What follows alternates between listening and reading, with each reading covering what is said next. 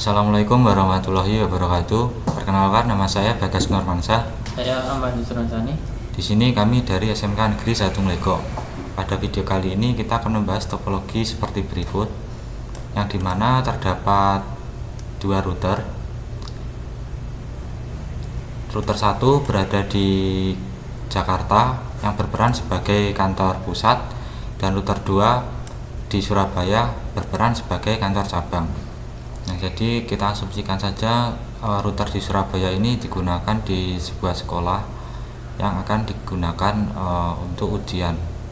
Kita asumsikan saja ini router Surabaya di sebuah lab, kemudian terdapat switch yang terhubung ke masing-masing peserta ujiannya, dan juga nanti ada PPTP tunnelnya untuk menghubungkan router Jakarta dan juga router Surabaya.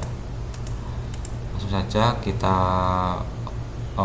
nanti kita juga akan konfigurasi hotspot untuk yang mengarah ke sisi pesertanya, dan juga kita nanti juga akan membuat token kepada pesertanya menggunakan radius.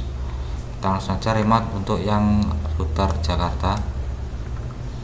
Nah, di sini kita sudah melakukan beberapa basic config, diantaranya DHCP client yang mengarah ke ISP atau sumber internetnya, dan juga kita sudah membuat IP address yang mengarah ke jaringan lokalnya, dan juga IP DHCP server untuk yang mengarah ke jaringan lokalnya agar mendapatkan IP, dan juga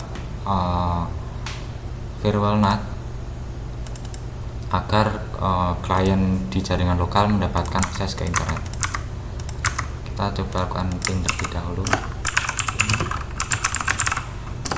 Nah, di play. Nah, kemudian kita langsung saja ke konfigurasi PPTP nya. Kita masuk ke PPP, kemudian pada menu PPTP server kita klik, kemudian kita enable. Untuk default profile-nya kita gunakan yang default enkripsi, dan kita klik apply. Nah, kemudian kita perlu buat secret. Kita masuk ke menu secret dan kita tambahkan namanya, kita buat PPTP server, passwordnya PPTP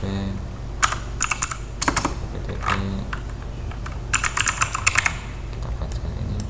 Nah, kemudian untuk servisnya kita pilih yang spesifik saja, karena jika kita pilih yang any itu dapat digunakan beberapa pilihan di sini seperti PoE, PPTP. Nah, kita pilih yang PPTP saja. Nah, karena di sini nanti yang konekannya di router kantor Surabaya, maka kita tidak perlu menggunakan IP pool.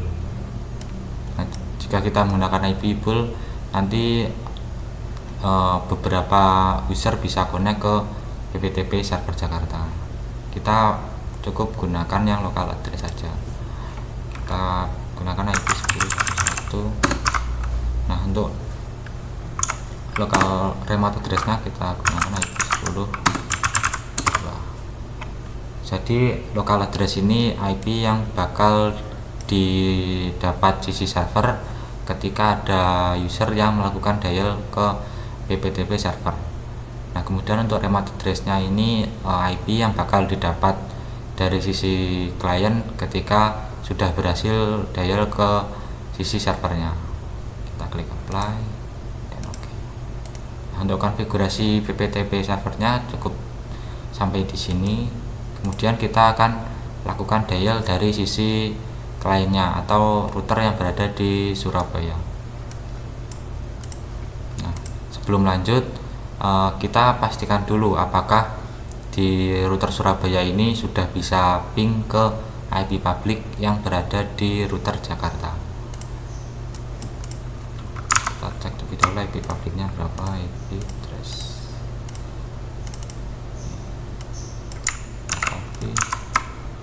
Dan kita ping, dan dapat kita lihat di sini hasilnya sudah replay. Jadi di router Surabaya ini sudah bisa menjangkau IP public yang berada di router Jakarta. Kemudian untuk melakukan dialnya kita masuk ke PPP, data interface kita tambahkan untuk yang PPTP client. Untuk dial outnya pada parameter connect to kita isikan IP public dari router Jakarta. Jadi IP-nya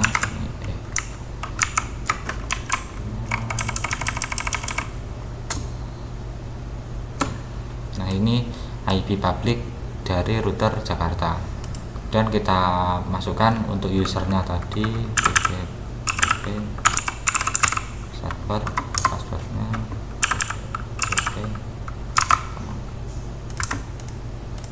PPTP Jakarta. Untuk default enkripsinya, profilnya kita pilih yang sama, default autentikasi, kemudian kita klik apply.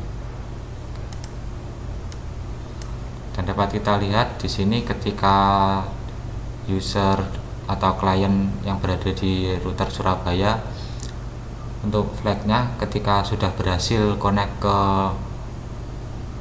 server Jakarta akan running atau akan muncul flag R atau yang artinya running.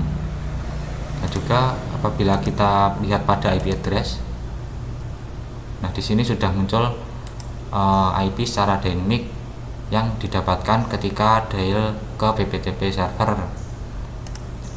Sini IP address-nya mendapatkan 10112 yang kita isikan di servernya tadi, dan juga networknya ini network dari sisi servernya. Dan apabila kita cek pada sisi servernya, di sini juga sudah mendapatkan IP secara dynamic dari PPTP, mendapatkan IP 10111, dan juga untuk networknya ini network dari router 2 atau kantor cabang. Nah, selanjutnya di sini kita akan melakukan konfigurasi untuk yang hotspot dan juga radiusnya. Jadi nanti di sisi router Surabaya nah ini nanti di router Surabaya kita buat hotspot untuk yang mengarah ke jaringan lokalnya, dan juga nanti melakukan konfigurasi radius agar masing-masing peserta mendapatkan token sesuai yang telah ditentukan dari sisi server hotspotnya. Langsung saja kita masuk ke konfigurasi selanjutnya. Oke, untuk konfigurasi selanjutnya kita akan konfigurasi hotspot. Nah, untuk konfigurasinya kita bisa masuk ke menu IP, kemudian hotspot. Pada tab server, di sini kita menggunakan wizard hotspotnya biar cepat. Nah, di sini kita menentukan interface-nya, bridge LAN, kemudian networknya. Ini adalah range IP yang bakal diberikan ke kliennya. Kemudian pilih SSL certificate karena kita tidak menggunakan certificate, jadi kita pilih non di sini, kemudian next. SMTP atau email di sini di next saja. Nah, untuk DNS server ini bisa kita isi dengan IP gateway-nya atau IP routernya.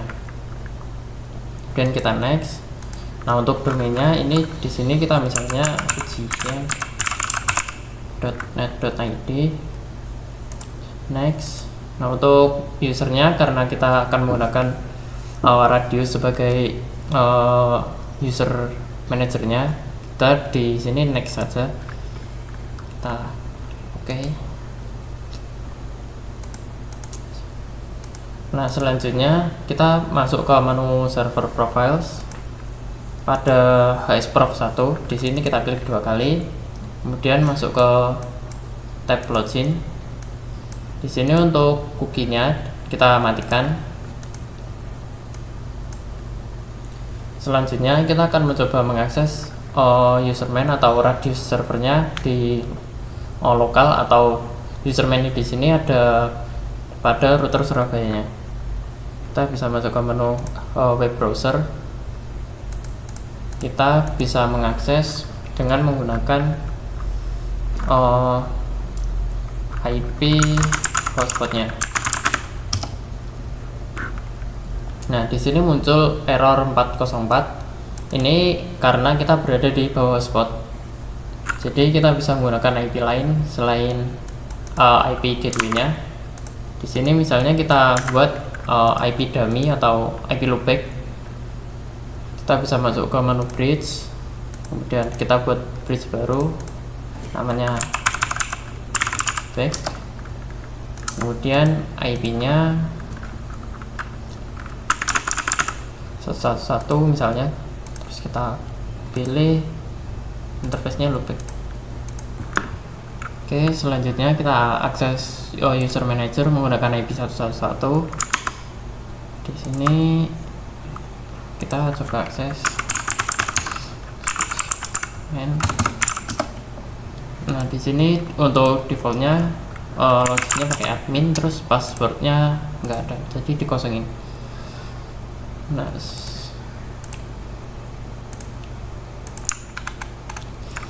yang pertama di sini kita masuk ke router, kita remove, kita add baru, kemudian untuk name-nya misalnya surat ya, lalu untuk IP address-nya 1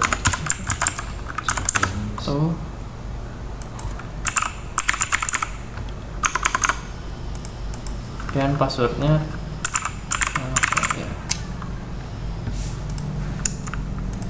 Nah, setelah ini kita kembali ke routernya, kita masuk ke menu radius untuk menghubungkan router ini ke radius servernya. Nah, di sini karena kita akan menggunakan radius server untuk service hotspot, nah untuk ini service hotspotnya kita aktifkan.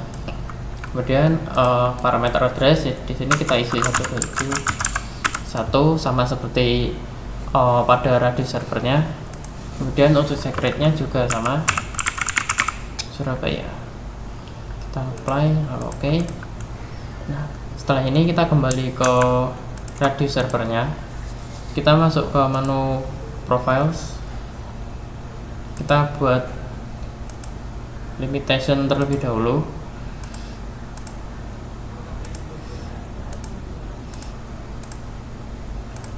Kita buat misalnya namanya limitation. Setelah itu kita klik add, kemudian masuk ke profiles. Sini kita buat baru ya. Kita create,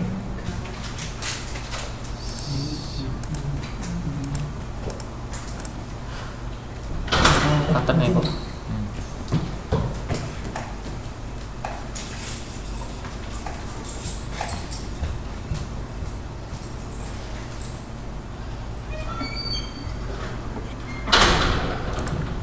Setelah itu kita buat tambahkan limitasi yang sudah kita buat tadi pada profil ujian, kita add. Di sini sudah berhasil. Selanjutnya kita akan membuat user. Kita bisa masuk ke menu user. Karena di sini kita akan membuat sebuah voucher yang akan digunakan peserta ujiannya. Kita bisa membuat dengan batch. Batch di sini kita bisa membuat banyak user sekaligus. Jadi dengan menentukan number of usernya. Semisal di sini tadi kan ada 20 user. Jadi kita masukkan 20, kemudian username length. Ini panjang username-nya ada berapa? Misal di sini kita isi 3, terus untuk passwordnya ini panjang password kita isikan 5 saja. Nah, jangan lupa untuk assign profilnya di sini kita tentukan ke profil yang sudah kita buat sebelumnya. Selanjutnya kita klik add. Nah, di sini ada banyak usernya yang sudah terbuat dengan sekali klik saja. Nah, setelah ini ketika ada peserta yang ingin terhubung ke ke hotspot, jadi bisa menggunakan user yang ada di sini di radius servernya, karena kita sudah mengintegrasikan hotspot server dengan radius server. Jadi kita manajemen usernya tidak pada menu IP hotspot user, tetapi kita manajemen usernya ada di radius servernya. Nah, di sini misalnya kita akan login menggunakan salah satu username PE6. Nah, kita masuk ke halaman loginnya. Untuk domainnya yang sudah kita buat tentukan sebelumnya adalah net.id. Kita logout, terus di sini ada cookie-nya ya. Ini kita nonaktifkan atau kita hapus. Kemudian pada cookie di sini kita remove. Selanjutnya kita akan mencoba login menggunakan user yang ada kita buat pada radiusnya. Kita buat pada radius. Kemudian passwordnya adalah sini, connect. Nah, di sini ada tulisan invalid username or password. Nah, ini biasanya digunakan notifikasi ini muncul biasanya karena hotspot belum mengaktifkan parameter add use radius. Kita bisa aktifkan pada IP hotspot lalu radius. Ini di sini kita aktifkan, klik OK. Dan kita coba login kembali. Nah, di sini sudah berhasil. Nah, ini kalau kita lihat pada hotspot lalu user aktif. Nah, di sini ada satu klien yang aktif menggunakan user PE6, dan dimana PE6 ini kita membuat usernya ada di radius server.